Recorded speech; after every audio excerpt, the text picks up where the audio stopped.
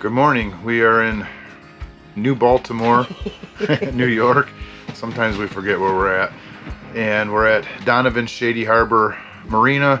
Great little marina. As you can see probably behind us or down the marina, Dreamer is here. The boat is here. The crew is not. They will be here in a couple days, and then both boats will make our way into the Erie Canal and start our trek towards the Great Lakes.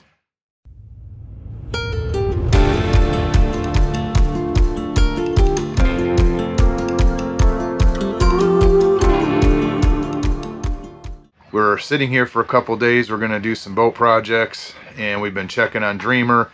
And today we're going to go provision. We're going to get some groceries for us and get some groceries and stuff for Dreamer, so he's ready to go when they get here 2 days from now. And so we're headed into Ravenna to do some provisioning.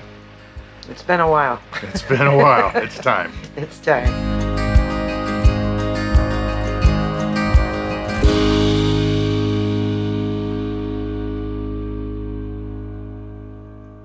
We are down here at Dreamer checking out a few things. The boat has been sitting here for a while without the crew. They have gone back to Michigan and gone back to work, and we're meeting them here in a couple days. They're coming back.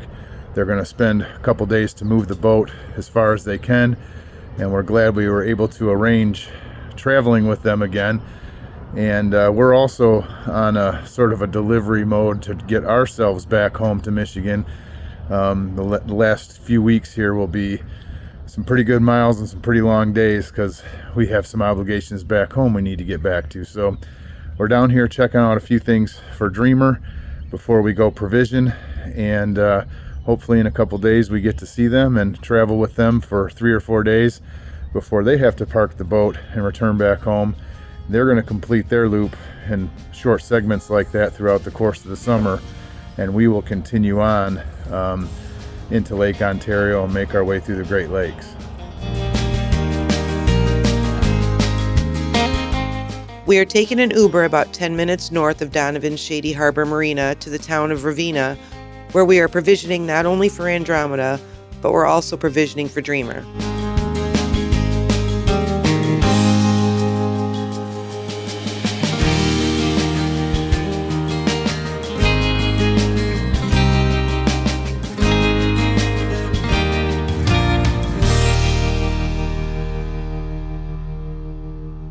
Later in the day on Friday, we got our provisioning done, and we were able to get Dreamer some provisions and get him stocked, so when he comes in here on a mad dash, he's ready to go. We've been having trouble with our house battery system. When we go to leave the dock and turn the house batteries on to run off the inverter, it clicks off, and then in a few seconds later it clicks back on and then clicks off. And that's unreliable, since the main point of the inverter is to run our refrigeration. We've been having to run the generator. It hasn't been terrible because a couple of cold, rainy mornings traveling down the Hudson, we actually needed the generator running so we could run the bridge heat and keep the windows from fogging up. But today I disconnected everything. I disconnected the inverter, I disconnected the house batteries, pulled all the wires off, and just let it sit for about a half hour to an hour and connected it all back up. Now we have been running on the house batteries for about an hour and a half. We're down to about 89%, and everything seems to be working fine. We hope it holds up like this. The other test is I need to charge the batteries back up and then start the starboard engine and see if there's something wrong with the alternator or the charge controller. They're monitoring, you'll see everything going in or out of the batteries. Okay. They'll have a stated charge meter. Well, surprisingly, that phone ringing in the background was our old friend Bob Campbell, who actually designed our house battery system and walked me through a couple of the troubleshooting steps. So right now I am drawing the house battery system down to make sure everything's working okay, and the volts are good. We're running some high voltage appliances, and the volts seem to be okay, all staying above 12 volts, and we're down to about 85% now. So it seems to be working, drawing down as designed, as if we were living on the hook right now. When we get the batteries down to about 65%, 62%, we don't want to go to 60 because there's an annoying alarm that goes off. But I'm going to check the voltage again by running some high powered appliances just to make sure that we don't have a low voltage situation. If all that checks out, I'm going to go up and start the starboard engine, which has the Belmar alternator and regulator on it, and see if we get a bulk charge into our battery system. If so, that seems like that maybe by disconnecting all those wires, we kind of did a software reset in the Victron Multiplus and in the Belmar regulator. Hopefully that will solve the problem.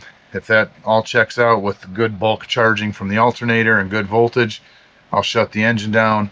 We'll use the shore power to charge the house batteries back up. And then tomorrow morning, we're not leaving tomorrow, but tomorrow morning I will start the engine as if we're going somewhere, disconnect from shore power, turn on the inverter, and see if it powers the boat. If all that checks out, then it sounds like it was a software reset somewhere along the lines, maybe a power outage at one of the docks or some shore power situation. The Victron got a low voltage reading and kind of stuck in that message, like it got tangled up in the software. And by me disconnecting all the batteries and leaving it sit, all the capacitors and everything were able to sort of reset. So I'm hoping these tests work. And so far, we're drawing down the house batteries and living off the house batteries here at the dock as normal. So we'll keep the test going and see how things turn out.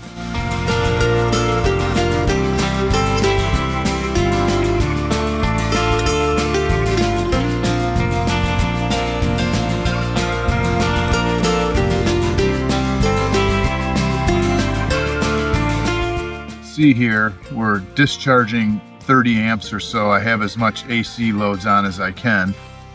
You see the screen below that they're still reporting about 12 or 12.2 volts and 30 or so amps are being drawn out and putting towards our AC loads. Temperature's a little high, but we're putting a lot of demand on the batteries. It is about 75 out, so it's not terrible. But I want to get that percent remaining down to about 60, and then I'll start charging everything back up.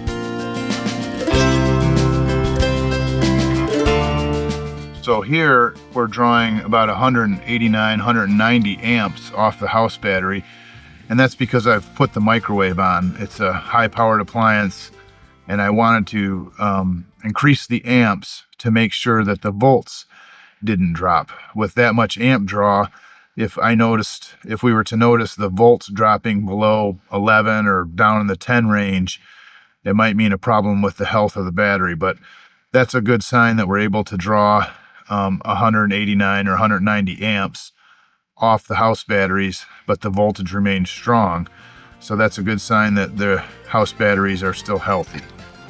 And here's the Victron showing 1,725 watts coming off the inverter, which is about right with a 1,200 watt microwave.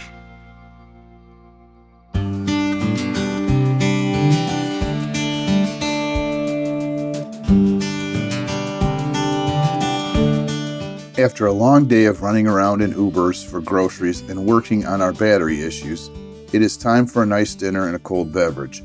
It is hard to beat the location of the Boathouse Grill, located right here on the grounds of Donovan Shady Harbor Marina. My cousin Caroline lives in New York and was nice enough to drive down and join us for Docktails on Andromeda and a great dinner at the Boathouse Grill. Catching up with Caroline was really nice. It is always great to spend time with family, especially as we visit their home turf in this unique way.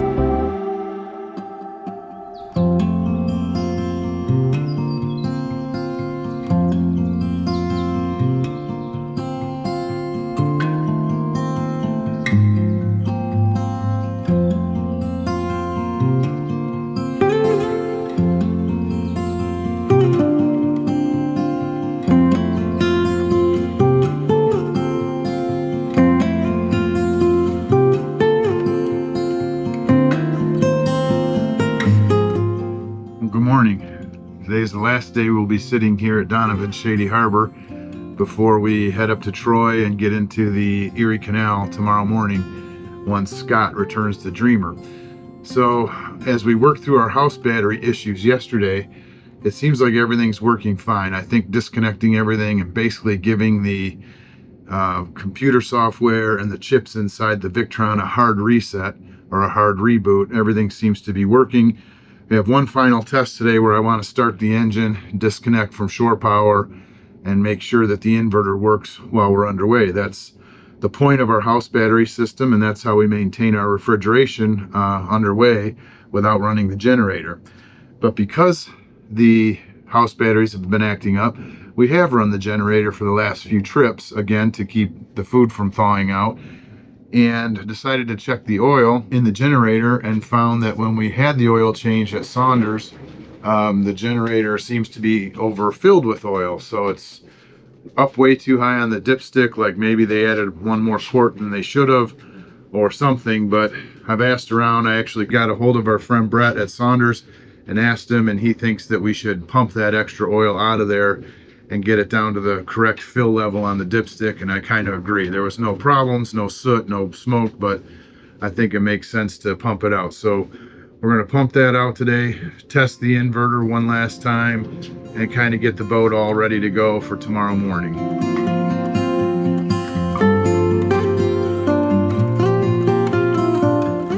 So that's what we're seeing. You can see the low fill line and the high fill line. And it looks like maybe it's a quart over. So I'm going to pump a little bit out, see if it goes down, and then try and fill it back up to what appears to be the correct level.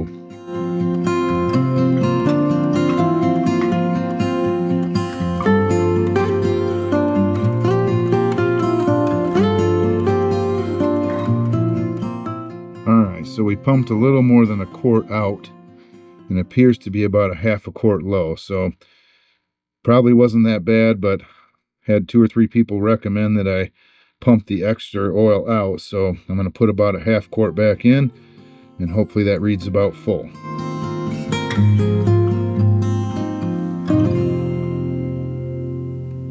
Well, good news on the generator oil situation and good news on the inverter. So the generator was about 3/4 of a quart overfilled, so we pumped that out, got it to the correct level. And again, the only reason we noticed that is because we needed to start running our generator the last few trips because the inverter would keep kicking off as soon as we disconnected from shore power. So underway, we couldn't run our AC loads or our refrigeration unless we ran the generator. So good news is we did the hard reset on the house battery stuff yesterday. I just ran the engines for about 20 minutes and the inverter stayed on the whole time. No shore power, no generator. So good news is the oil level in the generator is correct should we need it. And the other good news is it seems like we reset the inverter and things are working as they should, at least for today. So Kathy's doing a little laundry. We have a few other things to do to get the boat ready.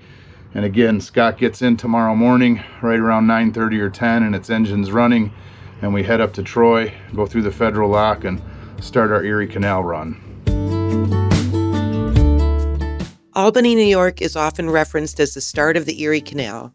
More accurately, the first lock of the Erie Canal is in Troy, New York, just north of Albany. The federal lock on the Hudson at Troy is officially Lock 1 of the Erie Canal. It is also the end of tides and saltwater or brackish water.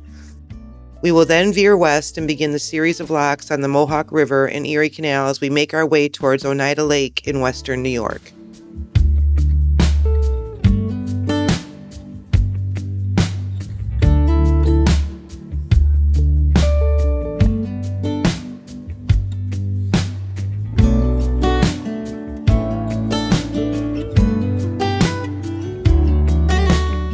We are a little sad that our Hudson River adventure is coming to a close so soon.